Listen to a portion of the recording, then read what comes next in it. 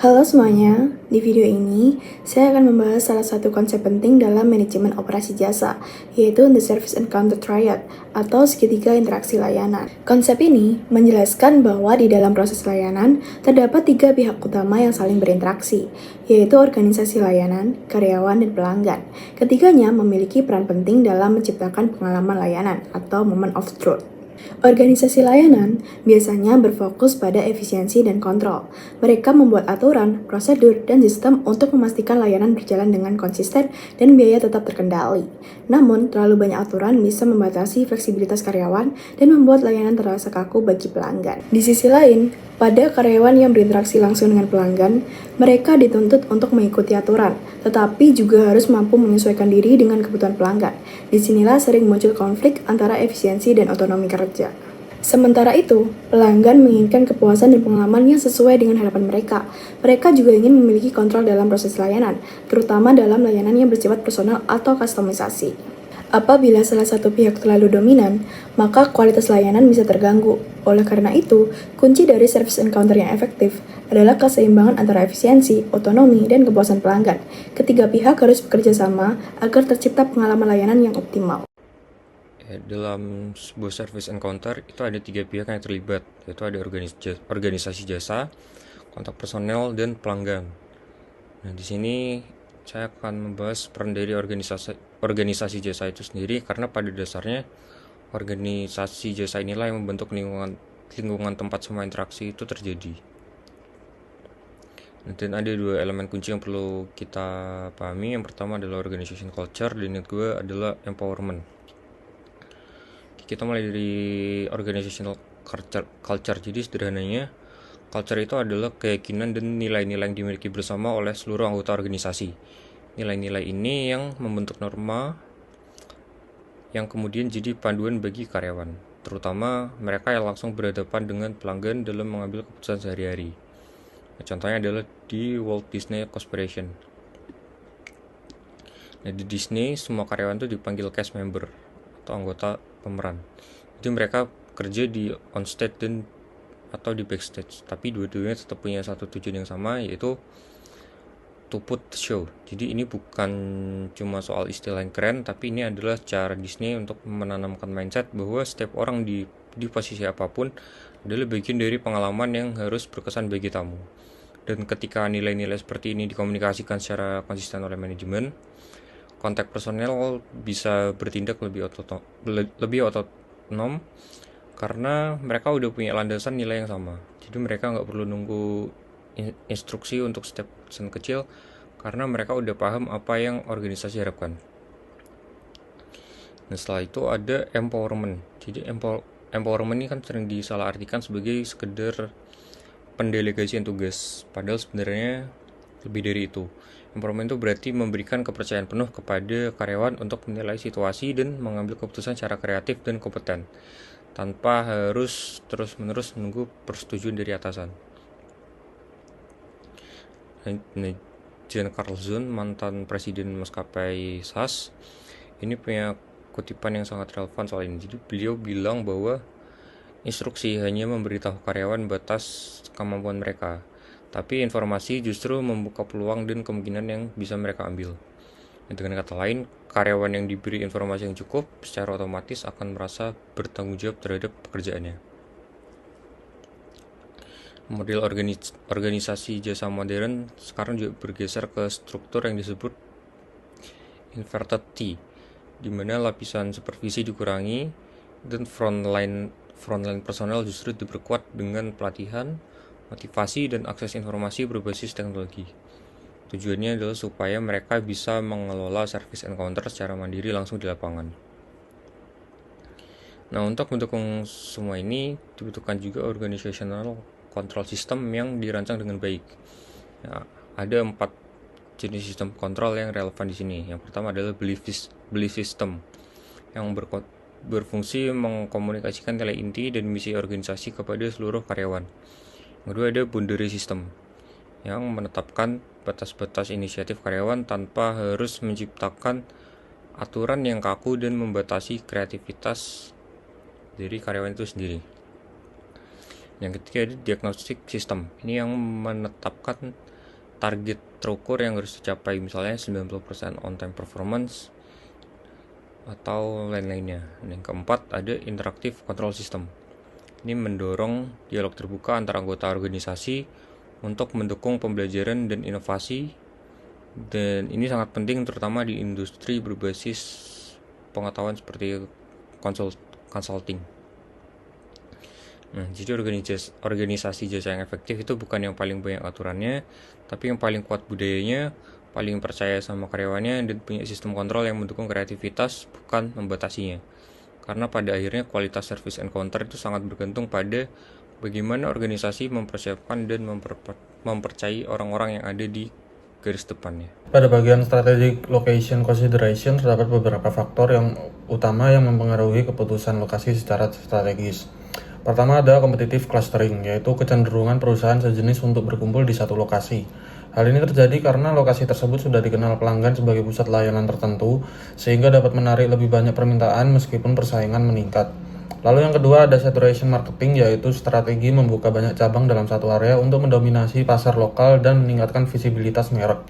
Tujuannya adalah mengurangi peluang pesaing masuk ke pasar tersebut.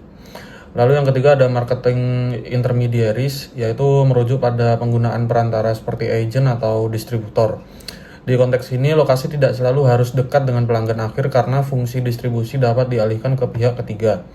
Lalu yang keempat ada substitution of communication over travel, yaitu pemanfaatan teknologi komunikasi untuk menggantikan kebutuhan pelanggan datang langsung. Contohnya layanan online atau call center yang ngebuat lokasi fisik menjadi kurang kritis. Yang kelima ada separation of front and back office, yaitu pemisahan antara layanan yang berinteraksi langsung dengan pelanggan dan aktivitas pendukung di belakang layar. Front office ini biasanya ditempatkan dekat dengan pelanggan, sedangkan back office biasanya ditempatkan di lokasi dengan biaya lebih rendah.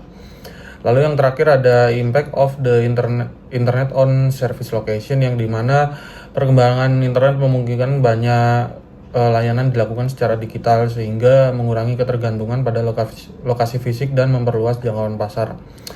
Lalu pada site consideration ini fokusnya lebih pada pemilihan lokasi spesifik. Faktor yang pertama adalah aksesibilitas dan visibilitas, yaitu kemudahan pelanggan menemukan dan mencapai lokasi. Lalu kedua, karakteristik demografis seperti jumlah penduduk, tingkat pendapatan, dan preferensi konsumen yang berada di sekitar lokasi. Lalu yang ketiga ada biaya lokasi termasuk harga tanah, sewa, pajak, dan biaya operasional. Lalu yang keempat ada infrastruktur dan lingkungan sekitar seperti ketersediaan parkir, keamanan, dan kedekatan dengan fasilitas pendukung lainnya. Dan yang kelima persaingan lokal, yaitu keberadaan kompetitor di sekitar lokasi yang bisa jadi peluang maupun ancaman. Selanjutnya yaitu Facility Location Technique, di mana materi itu merupakan penentuan lokasi fasilitas yang merupakan keputusan strategis yang sangat penting dalam manajemen operasi, karena hal ini tuh berpengaruh langsung terhadap efisiensi biaya, aksesibilitas pelanggan, dan juga kinerja jangka panjang pada organisasi. Nah, masalah pada lokasi fasilitas itu berfokus pada upaya dalam menentukan titik optimal yang mampu meminimalkan jarak, waktu, atau biaya, serta dalam beberapa kasus itu dapat memaksimalkan keuntungan. Konsep ini tuh digambarkan dari model sederhana, yaitu pada penempatan satu fasilitas pada satu garis. Nah, dalam kondisi tersebut, solusi optimal itu berada pada titik median dari distribusi permintaan, karena median itu memiliki sifat meminimalkan total deviasi absolut sehingga dapat menghasilkan jarak total terkecil antara fasilitas dan pelanggan. Lalu, konsep ini kemudian dikembangkan juga ke dalam ruang dua dimensi melalui pendekatan cross median yang sering digunakan dalam perkotaan dengan metrik jarak Manhattan. Nah, dalam pendekatan ini tuh, masalah optimasi akan dipecah menjadi dua bagian independen berdasarkan sumbu koordinat X dan Y. Lalu, lokasi optimal akan ditentukan dengan mencari median berbobot pada masing-masing sumbu, sehingga koordinat fasilitas itu dapat diperoleh dari perpotongan kedua median tersebut. Nah, namun hasil dari pendekatan itu tidak selalu berupa dari satu titik yang pasti, melainkan dapat berupa garis atau bahkan area tertentu. Nah, hal itu memberikan fleksibilitas dalam pengambilan keputusan lokasi bagi perusahaan, khususnya ketika terdapat beberapa alternatif lokasi yang memberikan nilai biaya total yang sama. Lalu, terdapat juga pendekatan yang bertujuan untuk memaksimalkan keuntungan, yaitu model HOOF yang digunakan dalam penentuan lokasi retail. Model ini tuh didasarkan pada konsep gravity model, di mana daya tarik suatu fasilitas itu dipengaruhi oleh suatu ukuran fasilitas dan jaraknya terhadap konsumen. Nah, semakin besar ukuran fasilitas, maka semakin tinggi juga daya tariknya. Sedangkan semakin jauh jaraknya, maka daya tarik tersebut akan menurun. Model ini tuh juga memperhitungkan keberadaan pesaing dengan menghitung probabilitas seorang konsumen dalam memilih suatu lokasi tertentu dibandingkan dengan lokasi lainnya, di mana keputusan lokasi ini tidak hanya mempertimbangkan faktor internal, tetapi juga dinamika kompetisi pasar. Nah, pendekatan ini tuh sering digunakan oleh perusahaan retail besar yang menerapkan strategi ekspansi yang agresif untuk merebut pangsa pasar. Nah, sementara itu dalam pelayanan publik, pendekatan yang sering digunakan itu adalah location set covering. Pendekatan itu menjadi metode yang relevan ketika tujuan utama itu adalah memastikan seluruh wilayah dapat terlayani dengan jumlah fasilitas yang seminimal mungkin dalam batas jarak tertentu.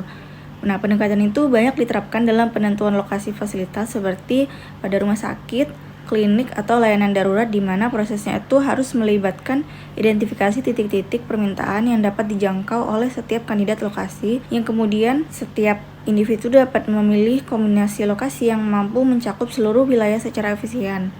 Namun, solusi dari model itu tidak selalu tunggal, melainkan dapat menghasilkan beberapa alternatif kombinasi lokasi yang sama-sama optimal dalam memenuhi kriteria cakupan lokasi tersebut. Oleh karena itu, pemilihan metode yang tepat harus mempertimbangkan karakteristik masalah secara menyeluruh, di mana keputusan lokasi itu tidak hanya bersifat matematis, tetapi juga melibatkan pertimbangan yang strategis seperti pola permintaan, tingkat persaingan, serta kebijakan organisasi. Pada studi kasus Emmys Ice Cream, kita bisa melihat bahwa kunci utama keberhasilan bisnis ini bukan hanya pada kualitas produk, tetapi pada pengalaman layanan yang unik dan menyenangkan. Emmy membangun budaya organisasi yang berorientasi pada kebebasan berekspresi, kreativitas, dan interaksi emosional dengan pelanggan. Karyawan tidak hanya berperan sebagai pelayan, tetapi juga sebagai performer yang menciptakan pengalaman berbeda bagi setiap pelanggan. Strategi ini terbukti efektif dalam menciptakan loyalitas pelanggan. Proses rekrutmen yang tidak konvensional seperti tes menunjukkan bahwa perusahaan telah menekankan pada kepribadian, kreativitas, dan kemampuan berinteraksi dibandingkan sekadar keterampilan teknis. Selain itu, pelatihan yang diberikan juga berfokus pada konsistensi produk sekaligus kebebasan dalam memberikan layanan personal. Namun, terdapat beberapa masalah yang dapat diidentifikasi. Pertama, sistem kompensasi yang rendah berpotensi menimbulkan ketidakpuasan dan risiko turnover karyawan dalam jangka panjang. Kedua, kebebasan yang tinggi tanpa aturan yang jelas bisa menyebabkan inkonsistensi layanan antar karyawan atau antar lokasi. Ketiga, ketergantungan pada tipe karyawan tertentu, yaitu yang kreatif dan extrovert, sehingga dapat membatasi fleksibilitas dalam perekrutan tenaga kerja. Baik, selanjutnya menjawab pertanyaan pertama, yaitu describe the service organization culture at Emmys Ice Cream. Nah, untuk menjawab pertanyaan ini kita harus mendefinisikan dulu apa itu budaya organisasi. Jadi budaya organisasi itu didefinisikan sebagai sistem keyakinan dan nilai-nilai bersama yang membentuk norma perilaku karyawan dalam sebuah perusahaan. Nah, budaya ini yang nantinya akan membedakan satu organisasi dari yang lain dan menjadi identitas khasnya. Nah, di Emmys Ice Cream budaya organisasi ini ada beberapa. Nah, yang pertama, budaya Emmys ini dibangun di atas dua filosofi dasar pendirinya. Emmy Miller, yaitu bahwa karyawan harus menikmati apa yang mereka kerjakan dan pelayanan harus membuat pelanggan tersenyum. Jadi ini bukan cuma slogan, tapi fondasi yang mengarahkan seluruh keputusan dan perilaku karyawan. Yang kedua, budaya di Emmys ini bersifat freedom oriented, bukan rules oriented. Jadi karyawan dikasih kebebasan yang benar-benar bebas, mulai dari memilih pakaian sendiri, membawa musik sendiri, sampai berkontribusi pada dekorasi toko. Nah, ini sejalan dengan konsep empowerment, di mana karyawan diberi kepercayaan dan kebebasan untuk mengambil keputusan tanpa pengawasan ketat. Nah, hasilnya karyawan merasa memiliki ruang untuk mengekspresikan diri, yang justru mendorong kreativitas dan semangat kerja. Selanjutnya budaya yang ketiga itu Emmys memiliki budaya tim yang egaliter. Jadi semua orang dari manajer hingga penyendok es krim itu mengerjakan semua yang perlu dikerjakan di toko, termasuk membersihkan lantai dan lain-lainnya. Ini tidak ada hierarki yang kaku. Bahkan rapat karyawannya diadakan pukul 1 dini hari setelah toko tutup dengan hadiah pintu untuk mendorong kehadiran. Nah, ini menciptakan rasa kebersamaan dan camaraderie yang kuat. Yang keempat, budaya ini diperkuat melalui proses rekrutmen yang tidak konvensional. Jadi formulirnya lamaran menggunakan paperback atau kantong kertas yang secara cerdas menyaring kandidat berdasarkan kreativitas dan kemampuan berekspresi, bukan hanya kualifikasi teknis. Ini menunjukkan bagaimana nilai-nilai budaya yang ditanamkan sejak awal proses seleksi. Yang kelima, motivasi karyawan di MS ini bukan uang, tapi kompensasi finansial ini sangat rendah. Jadi motivasi utamanya adalah lifestyle choice, yaitu pilihan gaya hidup, dimana karyawan datang karena mereka tidak ingin terikat pada pekerjaan konvensional. Ini menunjukkan bahwa budaya MS berhasil menciptakan intrinsic motivation yang jauh lebih kuat dari sekedar insentif finansial. Nah, jadi budaya organisasi pelayanan di MS ini bisa disimpulkan sebagai budaya yang kreatif, bebas, dan berorientasi pada kesenangan, baik bagi karyawan maupun pelanggan. Nah, budaya ini dibentuk secara sengaja oleh pendirinya melalui nilai-nilai yang konsisten, dikomunikasikan dan dipraktikkan setiap hari. Nah, budaya ini yang menjadi sumber keunggulan kompetitif MS Ice Cream bukan hanya produknya, tapi pengalaman pelayanan yang unik dan otentik yang terus membuat pelanggan kembali lagi. Jadi pada studi kasus Amis Ice Cream, pertanyaan kedua ini menanyakan mengenai atribut kepribadian karyawan yang dicari oleh perusahaan. Jadi Amis Ice Cream ini tidak hanya mencari karyawan yang mampu bekerja secara teknis, tapi lebih menekankan pada aspek kepribadian yang mendukung pengalaman layanan yang unik dan menyenangkan. Pertama, karyawan ini bisa diharapkan memiliki kepribadian yang ekstrovert dan energik, sehingga mampu berinteraksi secara aktif dengan pelanggan. Lalu yang kedua, mereka harus memiliki sifat yang ceria dan playful, karena pelayanan di Amis Ice Cream ini tidak hanya berfokus pada penjualan, tetapi juga pada hiburan dan pengalaman pelanggan. Lalu yang ketiga, kreativitas dan ekspresi diri ini menjadi hal penting karena karyawan sering melakukan atraksi seperti melempar es krim atau berinteraksi secara unik dengan para pelanggan. Lalu yang keempat, dibutuhkan kepercayaan diri yang tinggi, mengingat karyawan ini berperan sebagai performer yang tampil di depan pelanggan. Lalu yang kelima, karyawan harus spontan dan fleksibel agar bisa mampu menyesuaikan diri dengan berbagai situasi layanan yang dinamis. Dan yang terakhir, mereka tetap harus memiliki orientasi pada pelanggan, yaitu memberikan pengalaman yang berkesan dan memuaskan. Selanjutnya, untuk pertanyaan ketiga yaitu rancangan prosedur seleksi karyawan untuk Amis Ice Cream dengan menggunakan abstract questioning, situational scenario, dan atau role play. Nah, dalam operasional Amis Ice Cream, proses seleksi karyawan itu tidak dapat dilakukan secara konvensional karena keunggulan kompetitif perusahaan itu terletak pada pengalaman layanan yang unik dan bersifat teatrikal. Oleh karena itu, prosedur seleksi itu harus dirancang untuk mengidentifikasi individu yang tidak hanya kompeten secara teknis, tetapi juga memiliki kreativitas, spontanitas, serta kemampuan dalam membangun interaksi emosional dengan pelanggan. Tahap awal seleksi ini akan dimulai dengan screening awal, yaitu Creative Expression Test, yang merupakan pengembangan dari konsep paperback application yang telah menjadi ciri khas Amis. Pada tahap ini, pelamar akan diminta untuk memanfaatkan kantong kertas sebagai media untuk mengekspresikan ide atau identitas diri, baik dalam bentuk karya visual maupun narasi. Nah, aktivitas ini tuh berfungsi sebagai indikator awal pada kemampuan kreativitas, keberanian dalam berekspresi, serta potensi storytelling yang merupakan elemen penting dalam menciptakan pengalaman layanan yang menyenangkan bagi pelanggan. Tahapan seleksi selanjutnya yaitu dengan abstract questioning, yaitu serangkaian pertanyaan terbuka yang dirancang untuk menggali pola pikir, imajinasi, dan nilai-nilai personal pelamar. Pertanyaan itu akan berupa, jika Anda adalah rasa es krim, Anda akan menjadi apa? Atau bagaimana cara membuat pelanggan tersenyum tanpa kata-kata? Nah, pertanyaan itu akan memungkinkan perusahaan menilai sejauh mana kandidat mampu berpikir kreatif dan memahami esensi layanan berbasis pengalaman. Pendekatan ini juga efektif untuk mengidentifikasi kesesuaian antara karakter individu dengan budaya organisasi yang menekankan kebebasan berekspresi dan juga orientasi pada kebahagiaan pelanggan. Lalu tahap seleksi berikutnya akan menggunakan situational vignette, yaitu simulasi kasus nyata yang sering terjadi dalam operasional sehari-hari. Dalam tahap ini, pelamar ini akan diminta untuk merespon berbagai skenario seperti menghadapi pelanggan yang terburu-buru, pelanggan yang menginginkan interaksi yang menyenangkan, atau pelanggan yang menyampaikan keluhan. Melalui pendekatan ini, perusahaan tuh dapat mengevaluasi kemampuan kandidat dalam membaca situasi, menyesuaikan gaya interaksi, dan juga menjaga kualitas layanan dalam berbagai kondisi.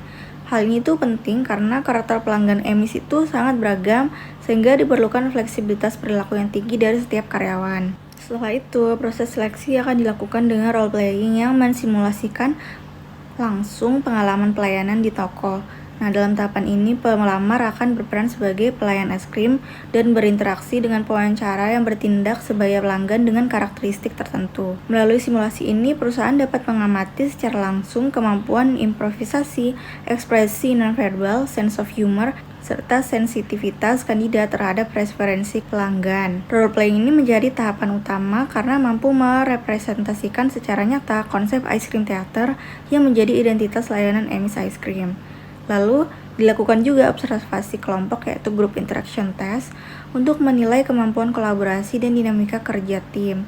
Pelamar akan diminta bekerja sama dalam kelompok kecil untuk menciptakan konsep pengalaman layanan yang kreatif yang kemudian dipresentasikan dalam bentuk mini performance. Tahapan ini tuh memberikan gambaran mengenai kemampuan komunikasi, kerjasama, serta kontribusi individu dalam lingkungan kerja yang bersifat kolektif dan dinamis. Pada tahap akhir seleksi, pelamar difokuskan pada final interview yaitu cultural fit dan komitmen untuk menilai kesesuaian nilai dan motivasi kerja. Karena Emis Ice Cream merupakan organisasi yang berorientasi pada kebebasan dan pengalaman kerja yang menyenangkan, maka kandidat itu perlu untuk tidak hanya termotivasi oleh faktor finansial, tetapi juga harus termotivasi oleh keinginan untuk terlibat dalam lingkungan kerja yang kreatif dan tidak konvensional.